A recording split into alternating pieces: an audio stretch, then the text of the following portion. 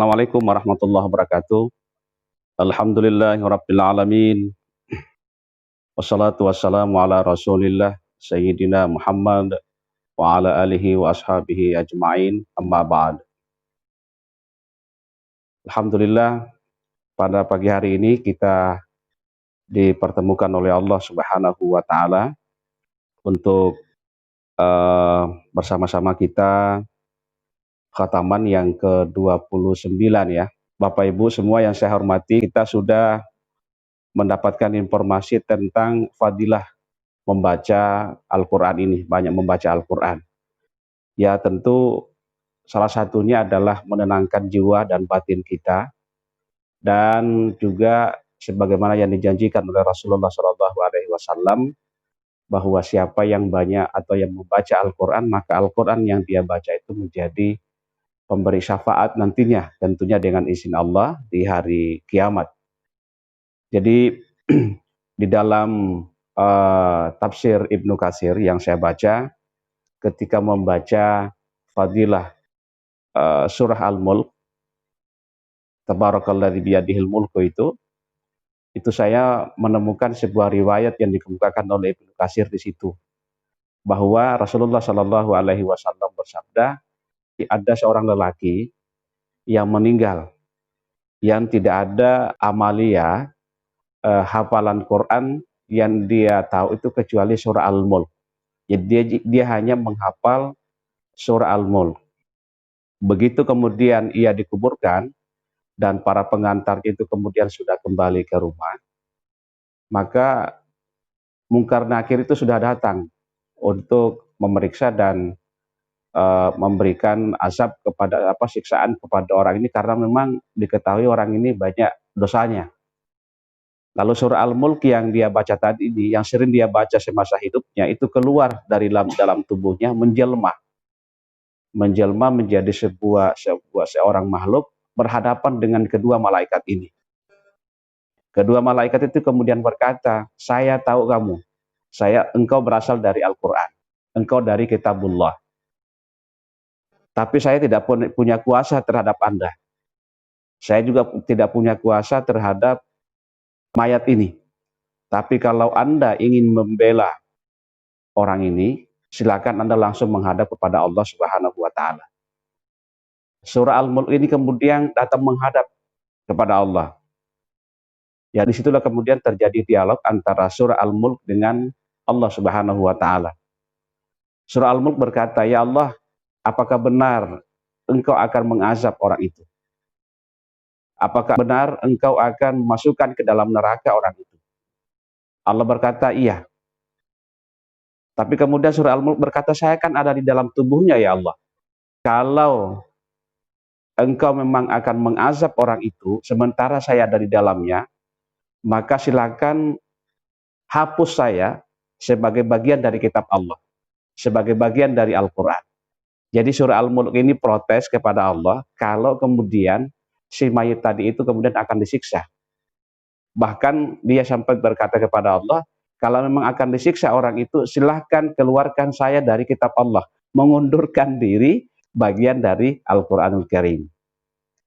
Akhirnya di dalam hadis itu Allah berkata kepada surah Al-Mulk, kalau saya lihat kamu itu marah. Al-Mulk mengatakan, iya, saya memang punya hak untuk marah ya Allah. Lalu kemudian Allah berkata kepada surah Al-Mulk, ya sudah, silakan Anda kembali kepada mayit tadi, silakan berikan syafaat, saya berikan izin kepada kamu. Nah, pada akhirnya kemudian mayat tadi ini selamat dari siksaan api neraka, selamat dari azab neraka, selamat dari azab kubur. Gara-gara apa? Itu adalah barakah dari surah Al-Mulk yang dia hafal, yang dia sering baca. Nah, ini salah satu fadilah di dalam surah Al-Mulk. Artinya Bapak Ibu semua yang saya hormati, membaca Al-Quran itu tentu pasti ada manfaatnya. Ini saja orang ini tadi, dia hanya menghafal surah Al-Mulk, tidak ada surah yang lain yang dia baca, kecuali surah Al-Mulk. Surah Al-Mulk itu pun menjadi pemberi syafaat kepada yang bersangkutan, menghalangi dia dari siksa kubur. menghalangi dia dari siksa api neraka. Apalagi kalau kemudian kita banyak menghafal, kita lebih banyak membaca surah daripada ketimbang di ayat si mayat tadi. Kita sudah hampir 30 juz yang kita baca. Insya Allah dan alhamdulillah itu nanti akan semakin banyak manfaatnya. Kemudian yang saya sampaikan, Bapak Ibu semua yang saya hormati, bukan hanya kita sebetulnya yang sering membaca Al-Quran ini. Baru-baru ini ada salah seorang dosen kami dulu di UIN Alauddin Makassar, Bapak Profesor Dr. Ahmad Sewang, itu membuat sebuah tulisan. Salah satu isinya memberikan informasi bahwa di Harvard University, salah satu perguruan ternama di Amerika itu, kita kan tahu bahwa di situ kan Islam juga menarik di sana, dan salah satu yang paling menarik di situ adalah di depan fakultas hukumnya itu ada ayat Al-Quran yang terpampang di dindingnya ketika hendak masuk ke fakultas itu. Dan ayat yang terpampang di situ adalah surah Al-Maidah ayat 135. A'udzubillahi minasyaitonirrajim. Ya ayyuhalladzina amanu kunu qawwamina bil qist. Syuhada'a lillah walau ala anfusikum awil walidaini wal aqrabin. Ya.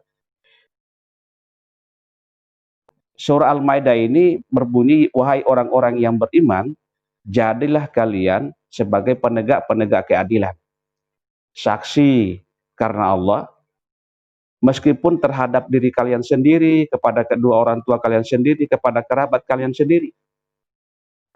Meskipun orang-orang yang berperkara itu adalah orang-orang yang kaya, orang-orang fakir, maka Allah lebih mengetahui kemaslahatan dan kebutuhan keduanya, mereka. Jadi sempat ditanyakan, kenapa kemudian ada ayat Al-Quran yang terpampang di pintu Fakultas Hukum Harvard University ini. Salah satu jawaban yang diberikan oleh profesor di sana dikatakan bahwa dari semua ajaran agama yang sempat kami minta informasinya dari setiap pemuka-pemuka agama, kami menganggap bahwa ayat Al-Quran ini yang paling fair, yang paling dekat, yang paling adil di dalam berbicara tentang penegakan hukum. Karena penegakan hukum itu tidak harus memandang bahwa dia orang dekat, dia orang tua, dan sebagainya. Bagaimana kemudian seorang penegak hukum itu mampu menegakkan keadilan meskipun terhadap dirinya sendiri, terhadap keluarganya, dan terhadap kedua orang tuanya.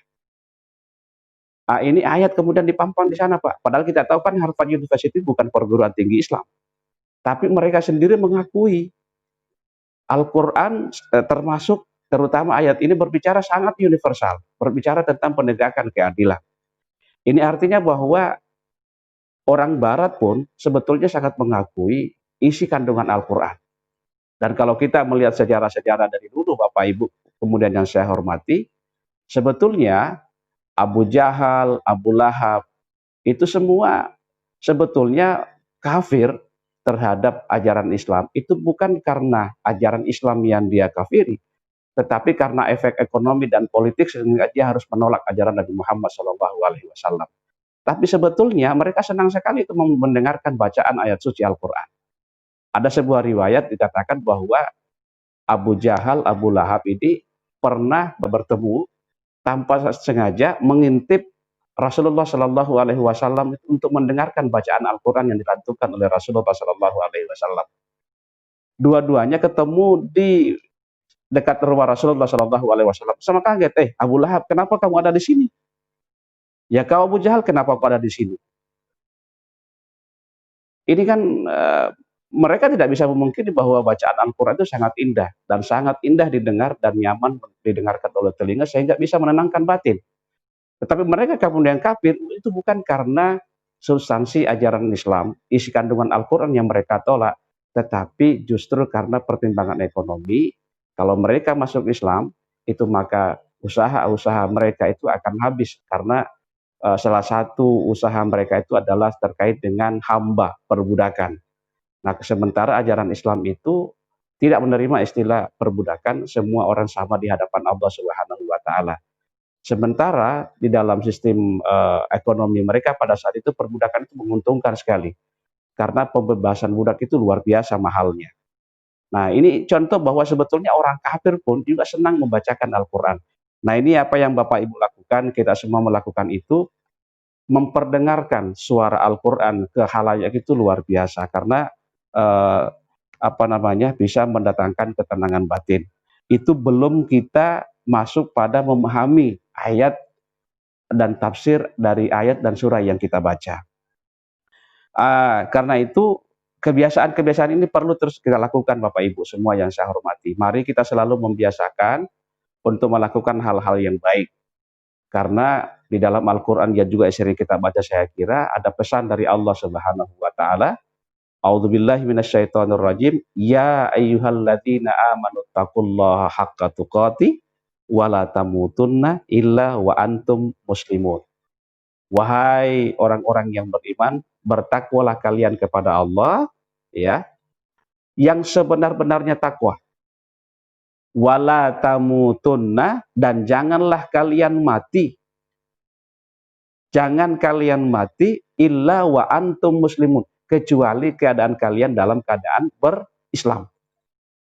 Allah tidak melarang kita mati, tidak mungkin kita dilarang mati. Karena mati itu adalah, meninggal itu adalah bagian dari sunnatullah. Tapi yang sangat ditegaskan oleh Allah itu adalah jangan sampai kita mati di luar keislaman kita. Jangan sampai kita sedang melakukan sesuatu yang di luar dari ajaran agama, melanggar ajaran agama kita, justru malaikat maut mencabut nyawa kita di situ. Berarti kita mati, meninggal di atas perlakuan yang tidak benar. Karena itu membiasakan sesuatu perbuatan baik itu harus selalu kita lakukan. Karena kita berjaga-jaga, jangan sampai kemudian kita mati di situ.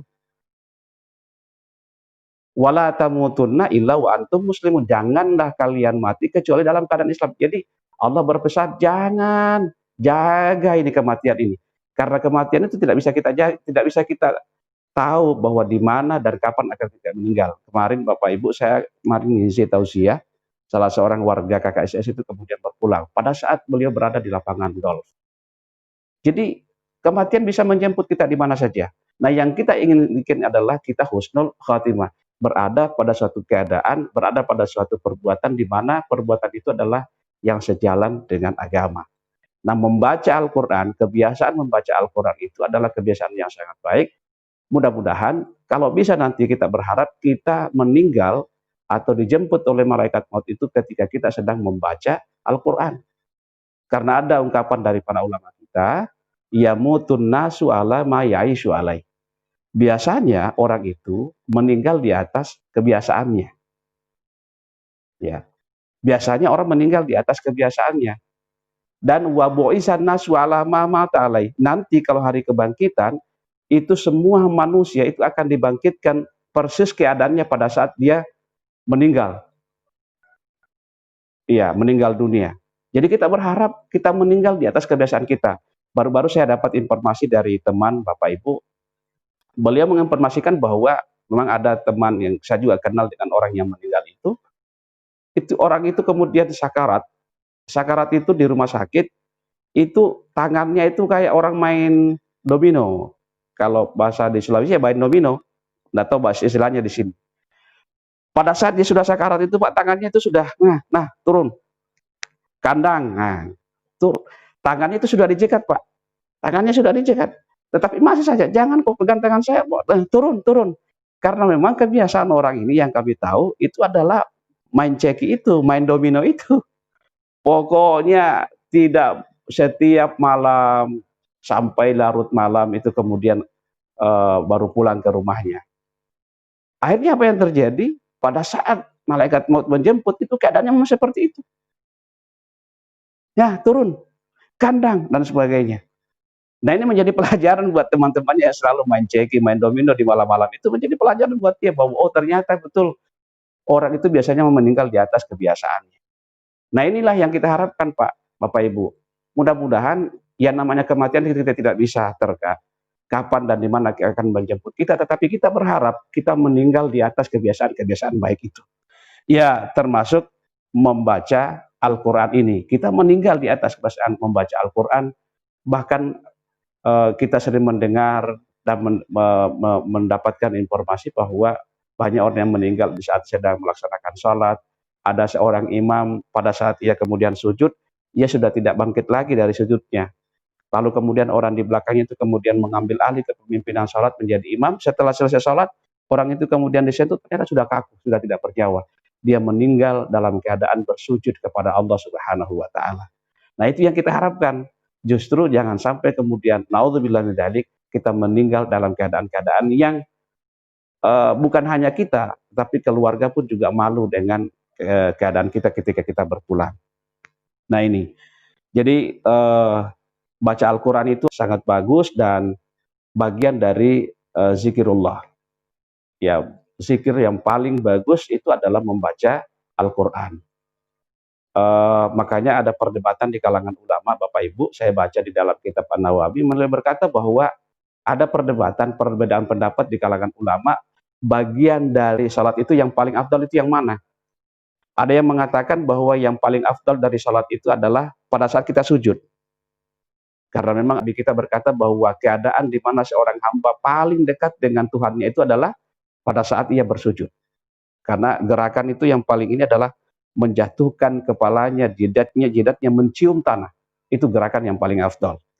Tapi ada juga yang berkata, Bapak Ibu, bahwa gerakan salat yang paling afdal itu adalah pada saat ia berdiri. Kenapa berdiri itu paling afdal? Karena di situ membaca Al-Quran. Tulul qiyam, paling lama berdiri. Lama berdiri di situ, apa yang dilakukan adalah membaca Al-Quran. Sehingga ulama ini berkata bahwa berdiri adalah gerakan yang paling afdal dari gerakan salat. Karena berdiri itu adalah membaca Al-Quran, sedangkan sujud itu hanya membaca tasbih. Subhana rabbiyal a'la wa bihamdi. Subhana rabbiyal a'la wa bihamdi. Itu saja. Tapi kalau berdiri itu membaca ayat suci Al-Quran. Dan itu pahalanya luar biasa ketika kita membaca Al-Quran dalam keadaan salat. Kita sudah sering mendengar bagaimana tingkatan-tingkatan pahala. Kita membaca Al-Quran dalam keadaan salat seperti apa, berapa pahalanya. Kita membaca Al-Quran kita dalam keadaan berwudu, kita membaca Al-Quran dalam keadaan tidak dalam keadaan berwudu. Itu ada tingkatan-tingkatan pahalanya. Jadi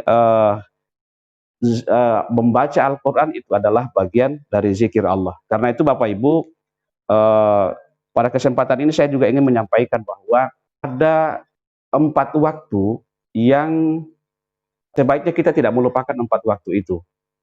Ini bertepatan dengan waktu berputar itu cepat sekali. Dan agama memberikan tuntunan bahwa di samping waktu itu kita manfaatkan untuk mencari nafkah, maka ada 4 waktu yang tidak boleh kita lalaikan. Liyam bagi lil akili alla yakfula anha. Sebaiknya bagi orang yang cerdas, bagi orang yang berakal, disebutkan di situ, jangan melalaikan 4 waktu ini. Yang pertama adalah ada suatu waktu bagi seorang hamba untuk bermunajat kepada Allah.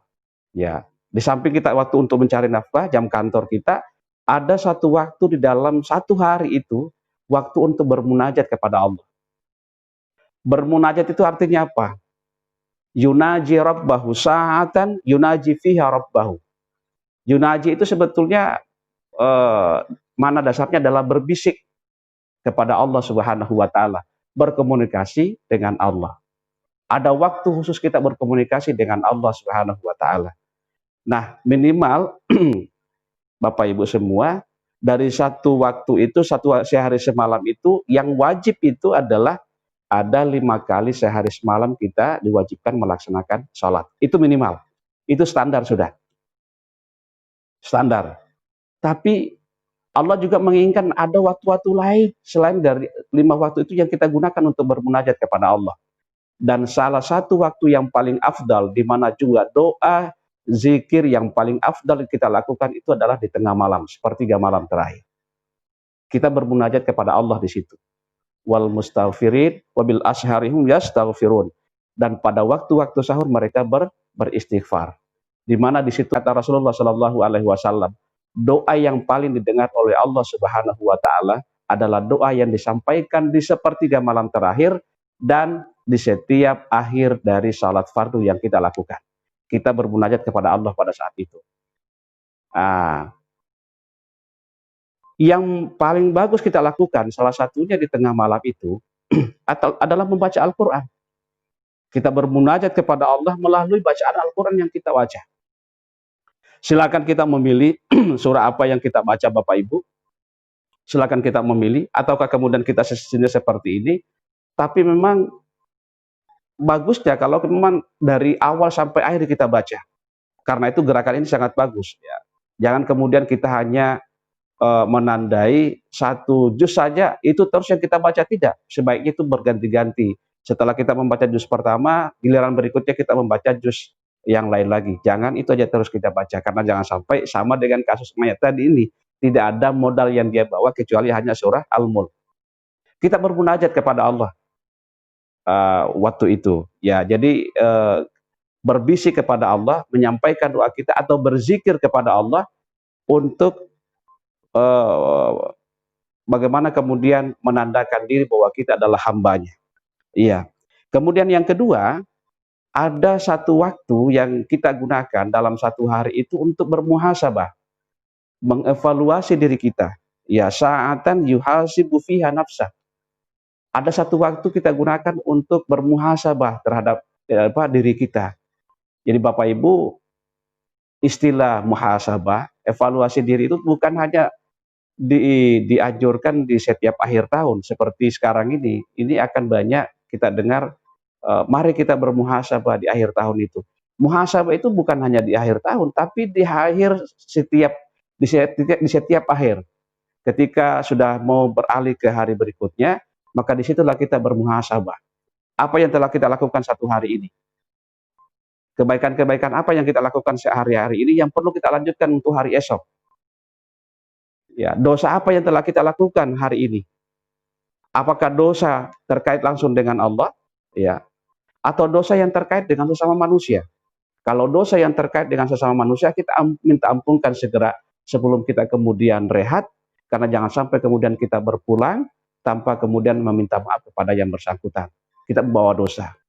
Salah satu penghalang untuk masuk ke dalam surga, kata Nabi, adalah dosa-dosa sosial kita kepada orang lain. Nabi memberikan ancaman bahwa nanti itu akan ada yang disebut dengan orang-orang yang bangkrut di akhirat. Siapa orang bangkrut itu? Al-muflis itu adalah orang-orang yang memiliki dosa sosial kepada orang lain yang tidak sempat dia minta maafkan kepada orang, lalu kemudian si orang tersebut kemudian berpulang ke rahmatullah. Salah satunya adalah caranya Allah akan, ketika orang ini tidak sempat minta maaf, di sana nanti akan berperkara, maka kebaikan-kebaikan orang yang berdosa tadi itu akan diambil dan diserahkan kepada orang yang pernah ia tempat berdosa. Ketika kemudian kebaikan orang yang berdosa itu sudah habis, maka seluruh dosa-dosa orang yang dia zalimi itu dibebankan kepada dia. Itulah orang bangkrut. Nah, jadi kita berharap Bapak Ibu, sebelum kita masuk ke hari berikutnya, ada satu waktu yang kita gunakan untuk mengevaluasi diri kita. Agar kita selalu baik, hari demi hari kita lebih baik daripada hari-hari kemarin. Ya, muhasabah. Jadi muhasabah itu Bapak Ibu bukan hanya di akhir tahun. Beda kalau mungkin dengan perusahaan. Perusahaan mungkin evaluasinya itu mungkin di setiap akhir tahun. Tetapi kita sebagai manusia yang beragama seharusnya mengevaluasi diri dalam setiap hari. Kemudian Bapak Ibu, waktu yang ketiga yang kita gunakan adalah yulqi ikhwanahul ladzina yukhbiruna bi uyubihi wa yusaddiquna bih. Ada satu waktu yang kita manfaatkan dalam satu hari paling tidak, kita bisa menemui orang-orang lain. Kita berinteraksi dengan orang lain. Orang kita temui, orang itu di mana dia bisa memberikan informasi kepada kita tentang kekurangan kita, aib-aib kita, yang perlu kita tutupi, yang perlu kita perbaiki. Ya, apa yang kita lakukan mungkin selama ini menurut dia itu perlu kita perbaiki. Bapak Ibu semua yang saya hormati, ini mengajarkan kepada kita harus terbuka kepada orang lain, dalam artian kalau ada koreksi dari orang lain, kita harus terbuka menerimanya. Kalau ada kritikan dari orang lain, kita harus menerimanya. Samakan antara kritik dengan pujian, ini yang berat. Kadang kita hanya senang menerima pujian, tetapi tidak agak berat untuk menerima kritikan. Padahal bisa jadi kritikan itu memang benar adanya, kekurangan itu ada pada diri kita. Seharusnya sebagai seorang yang beragama, kritikan itu sama posisinya, kita menerimanya, sama keadaan kita menerimanya, antara pujian dengan kritikan. Ya, karena kritikan itu kalau selama kritikan yang membangun, saya kira itu lebih baik untuk mengoreksi diri kita. Justru teman yang paling baik itu adalah teman yang bisa memberitahukan kepada kita apa kekurangan kita yang perlu kita perbaiki. Kadang Bapak Ibu ada kekurangan-kekurangan kita, itu dilihat oleh orang lain, tapi tidak semua orang kemudian berani mengemukakan kekurangan kita itu kepada diri kita, karena mungkin dia berat dan sebagainya. Teman yang baik adalah yang bisa memberikan informasi, ada kesalahan kamu, mungkin kamu tidak sadari, perbaiki ini demi kebaikan kamu sendiri. Nah, ini yang perlu. Jadi ada orang-orang tertentu yang di mana kita mungkin bisa tempati curhat dan sebagainya, untuk kemudian bisa memberikan informasi kepada kita. Bukan hanya aib kita, kekurangan kita, tapi mungkin juga ada kebaikan-kebaikan yang menurut dia perlu kita pertahankan untuk melakukan kebaikan itu. Salah satunya lagi yang perlu kita lakukan Bapak Ibu adalah menghadiri majelis-majelis. Majelis-majelis pengajian dan sebagainya, karena majelis di pengajian itu justru kita akan mendapatkan tambahan informasi. Minimal mungkin ada yang pernah sudah kita tahu, kita lupakan, ketika kemudian diungkap oleh sang narasumber, sang ustadz, guru-guru, itu kemudian kita ingat lagi. Untuk apa? Untuk selalu menjaga perilaku kita ini agar senantiasa dalam naungan dari hal-hal yang diridhoi oleh agama. Kita tidak melenceng keluar dari kalau kita tidak pernah mendengarkan ceramah sama sekali, kita tidak pernah mendengarkan pencerahan sama sekali, maka kita akan semakin jauh dari agama. Tapi kalau setiap saat kita mendengarkan pencerahan, insya Allah hidup kita akan semakin terarah, Bapak Ibu. Jadi ada waktulah khusus untuk kita berinteraksi dengan orang-orang. Nah, bukan hanya orang-orang seperti ini kita bisa berinteraksi dengan mereka, tapi juga berinteraksi dengan yang lain. Berinteraksi dengan orang lain, mempererat jalinan silaturahim kepada orang lain. Bapak Ibu, mohon maaf kalau saya ungkap di sini, pernah ada salah seorang dosen dari perguruan tinggi yang lain.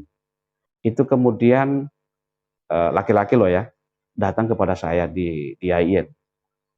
Yang dia sampaikan itu adalah keinginannya dia untuk cerai dengan istrinya, karena istrinya ini ternyata kemudian sudah aktif di sebuah pengajian rutin, tetapi di pengajiannya itu salah satu paham yang dikembangkan ini bahwa kita itu kalau sudah di perumahan jangan lagi kemudian bergaul dengan orang. Jangan duduk-duduk di pos-pos di mana-mana banyak bapak-bapak yang kumpul dan sebagainya. Jangan nonton TV dan sebagainya. Sementara sang bapak dosen tadi itu adalah kesukaannya mah seperti itu. Saya tanya, ketika Bapak kumpul bersama dengan bapak-bapak yang lain, itu apa yang Bapak lakukan? Adakah sesuatu yang melanggar ajaran agama? Enggak ada, Pak. Itu kami hanya lakukan untuk mempererat jalinan silaturahim dengan mereka-mereka bapak-bapak yang ada di perumahan. Tapi istri saya tidak setuju. Bahkan istri saya pun juga melarang ketika saya menghadiri selamatan karena katanya bertentangan dengan ajaran agama. Ya, ada yasinan, saya dilarang ikut. Sementara dari kecil Pak, saya tidak terbiasa, saya selalu membiasakan diri karena itu adalah ajaran dari orang tua kami untuk menghadiri selamatan ketika ada undangan dan sebagainya. Saya bilang saya angkat tangan untuk kemudian karena saya diminta untuk bicara dengan istrinya. Saya tidak bisa saya Pak bicara seperti itu, tapi yang bisa Bapak lakukan itu adalah menghadiri mendatangi guru dari istri Bapak itu, sampaikan bahwa apakah memang seperti ini ajaran Islam yang diajarkan kepada istri saya. Nonton TV juga tidak boleh, padahal di TV itu justru kita bisa mendapatkan informasi yang banyak.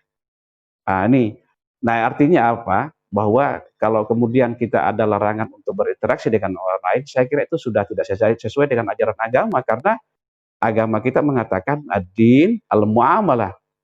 Ya, beragama itu berarti kita berinteraksi dengan orang lain. Ya, berinteraksi dengan orang lain. Orang lain yang dimaksud di sini tidak hanya sesama saudara kita, sesama muslim, tapi orang yang berbeda agama pun dengan kita bisa berinteraksi dengan mereka selama ada kepentingan-kepentingan kita. Hajat keduniaan kita. Kita perlu berinteraksi dengan mereka. Karena agama membolehkan. Ya, selama tidak mengancam akidah kita, selama tidak mengancam akidah kita. Tapi kalau selama untuk kepentingan duniawi kita, memenuhi hajat keduniawian kita bisa berinteraksi dengan mereka. Karena itu bukan berarti ketika misalnya di sana ada toko non-muslim, kita kemudian dilarang untuk ke sana, jangan. Karena agama tidak melarang seperti itu. Kita dilarang, bukan kita dilarang untuk berinteraksi dengan mereka, tetap kita dibenarkan al-muamalah, berinteraksi dengan mereka. Ya, kemudian waktu yang lain lagi, waktu yang keempat Bapak Ibu adalah ada satu waktu di mana kita perlu membiarkan diri kita untuk menikmati hal-hal yang sifatnya duniawi, ya, menikmati kenikmatan-kenikmatan duniawi, ya, selama kenikmatan-kenikmatan itu adalah sesuatu yang dihalalkan dari agama. Jadi baik, thayyib, dan halal dari agama. Itu ada waktu-waktu tertentu kita kemudian harus perlu melakukan itu. Kalau bahasa sekarang itu mungkin refreshing lah kali, apa namanya, refreshing, untuk merehatkan hati kita, supaya apa? Hati kita itu kemudian nyaman melakukan 3 hal sebelumnya, yaitu bermunajat kepada Allah, bermuhasabah, dan bergaul dengan orang lain. Ini penting. Jadi Bapak Ibu, ini perlu saya lakukan, dan ini saya baca dalam satu kitab ketika membahas tentang zuhud. Zuhud itu salah satunya adalah menghindari makanan-makanan enak. Nah, ada ajaran, ada sekelompok saudara-saudara kita ingin mengamalkan ajaran zuhud dalam tasawuf, lalu kemudian menghindari makanan-makanan yang enak. Nah, penulis kitab yang saya baca itu kurang setuju dengan anggapan itu, bahwa justru makan enak itu kadang dianjurkan di dalam agama, terutama makanan-makanan yang bergizi. Karena kalau kemudian kita memakan makanan itu, lalu kemudian ada efek energi yang masuk ke dalam tubuh kita, justru itu bagus kalau kita niatkan supaya diri kita tetap sehat untuk beribadah. Dan kesehatan itu salah satunya datang dari makanan. Jadi jangan melulu makanan-makanan yang agak ini kita makan karena mengamalkan ajaran kesederhanaan dari agama. Tidak begitu. Tapi kadang kita perlu makan makanan enak, yang mungkin agak berbeda dari menu sehari-hari, untuk kemudian menambah gizi dari makanan kita. Tidur, istirahat. Kalau kita tidur cepat malam, untuk kemudian kita niatkan untuk bangun tengah malam, maka tidur itu menjadi ibadah. Kenapa? Karena yang kita niatkan tengah malam itu adalah ibadah. Sesuatu yang menunjang untuk terlaksananya suatu ibadah, itu juga menjadi bagian dari ibadah. Tapi agama mengajarkan kepada kita bahwa ketika kita kemudian menikmati makanan yang bergizi dan sebagainya, jangan makan dengan diri kita sendiri. Ya, bagilah kepada orang lain. Ya. Bagi kepada orang lain, jangan makan sendiri. Tapi bagaimana kemudian makanan itu kita bagi kepada orang lain. Wah, misalnya sesekali dalam satu minggu misalnya ada makan coto Makassar. Saya pun juga ikut diundang, Pak Majid, ayo datang ke sini kita makan coto Makassar misalnya.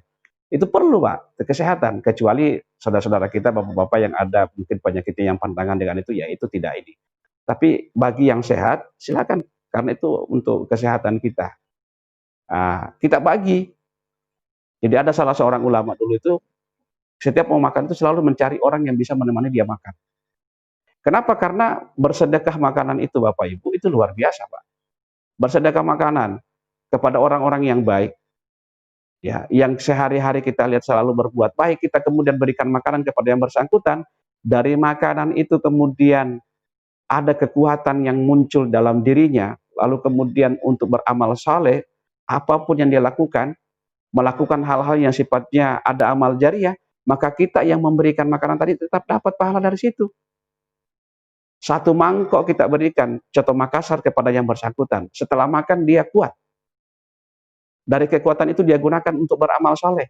Maka amal saleh apapun yang dia lakukan, ya, kita sebagai pemberi makanan tadi itu mendapatkan pahala. Kenapa? Karena kita andil memberikan tenaga kepada yang bersangkutan. Apalagi kalau dia melakukan yang sifatnya amal jariah, mengajar, ya, bekerja bakti di masjid, itu bagian dari amal jariah. Tapi saya Ustadz, kan saya cuma bukan mata kuliah yang saya ajarkan itu bukan mata kuliah agama. Saya mata kuliah fisika, biologi. Ya pertanyaannya, bukankah mata kuliah fisika, mata kuliah biologi itu juga ada manfaatnya dalam kehidupan dunia? Ada manfaatnya. Itu berarti termasuk. Ketika orang yang sudah kita kasih makanan tadi itu mengajar, kekuatan yang dia gunakan itu adalah kekuatan yang muncul dari makanan yang kita kasih, maka insya Allah kita mendapatkan pahala dari situ. Jadi kita berharap ada sedekah makanan yang kita bagikan kepada orang lain supaya kita mendapatkan dari situ. Jadi 4 waktu itu penting Bapak Ibu, bagaimana kemudian kita memanage waktu kita dalam setiap hari, ada waktu kita untuk bermunajat kepada Allah. Salah satu munajat yang saya maksud adalah membaca Al-Quran. Kita sering membaca Al-Quran. Yang kedua adalah ada satu waktu kita gunakan untuk mengevaluasi diri kita. Untuk selalu meningkatkan kebaikan kita. Ada satu waktu kita di mana kita harus menemui orang-orang tertentu untuk mencari, melihat diri kita, apa yang perlu kita perbaiki dari diri kita. Kita harus terbuka kepada orang dan bisa menerima masukan-masukannya. Yang keempat adalah sesekali waktu kita menikmati kebaikan dari dunia. Itu saya menolak selama halal. Terakhir, Bapak Ibu yang saya sampaikan, kebiasaan kita membaca Al-Quran, tadarus dan sebagainya ini itu sudah sangat bagus. Tetapi kalau bisa kemudian kita tingkatkan lagi berupa kegiatan pengajian tafsir. Jadi kita tidak hanya membaca, tapi bagaimana kemudian kita juga bisa paham kandungan ayat yang kita baca, makna dari ayat yang kita baca. Jangan hanya terjemah, tapi tafsir. Terjemah itu singkat Bapak Ibu, tapi tafsir itu lebih luas. Bagaimana kita bisa memahami apa yang kita baca. Ini penting Pak, karena Al-Quran itu tidak sama dengan buku-buku yang ditulis oleh kita sebagai dosen misalnya. Beda. Sistematika Al-Quran itu berbeda dengan sistematika buku ilmiah dalam standar kita. Berbeda. Kalau kita hanya membaca Al-Quran, apalagi kalau kita hanya membaca terjemah, itu bisa jadi kemudian ada kesalahpahaman yang muncul dari dari benak kita. Misalnya begini, di dalam Al-Quran itu kan ada disebutkan makanan-makanan yang haram dimakan tuh Pak. Di dalam surah Al-Maidah ayat 3 misalnya. A'udzubillahi minasyaitonirrajim. Hurrimat 'alaikumul maitatu waddam walahmul khinsyir dan seterusnya. Diharamkan atas kalian mengkonsumsi bangkai, waddam darah, walahmul khinsyir daging babi dan seterusnya.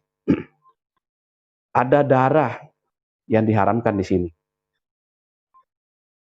Tapi kemudian di surah yang agak jauh dari surah Al-Maidah, itu ada namanya surah Al-An'am, ayat 145. A'udzubillahi minasyaitonirrajim. Qul la ajidu fima uhiya ilaiha muharraman ala ta'imin yat'amuhu.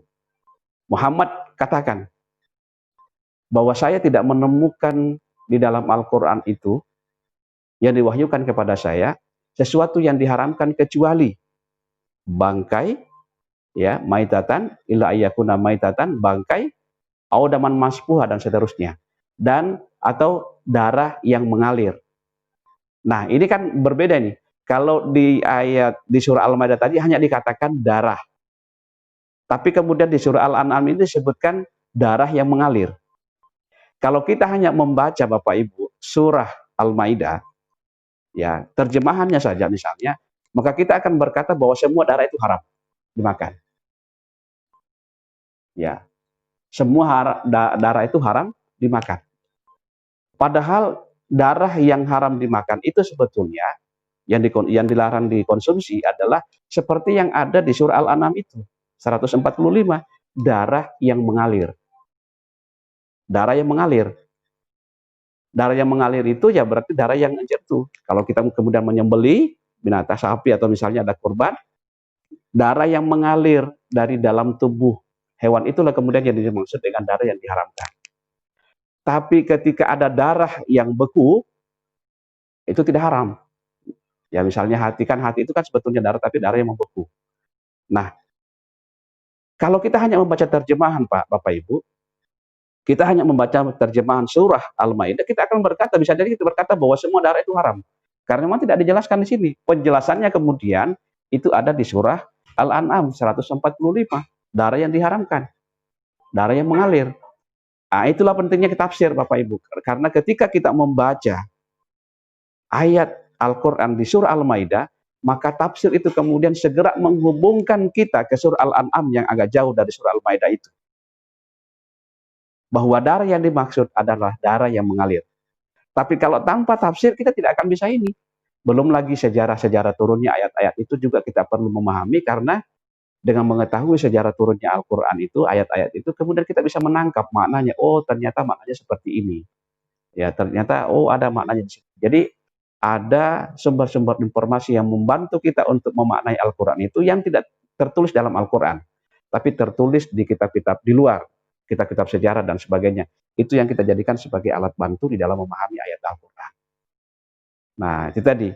Jadi darah yang diharamkan itu adalah darah yang mengalir.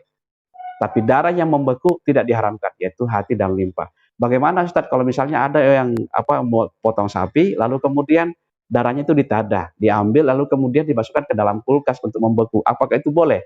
Tetap tidak boleh, karena itu asalnya adalah darah yang mengalir. Tetap haram dimakan. Jangan sampai kemudian dibikin dibekukan, lalu kemudian dibikin apalah gitu. Karena itu sudah membeku, katanya darah yang membeku itu yang dibolehkan. Bukan, karena itu aslinya adalah darah yang mengalir. Nah, itulah pentingnya tafsir Bapak Ibu. Ya, sekali lagi saya katakan bahwa Al-Quran itu sistematikanya berbeda dengan buku ilmiah standar kita. Jadi kadang ada satu ayat di sini, itu penjelasannya kemudian jauh dari surah yang kita baca.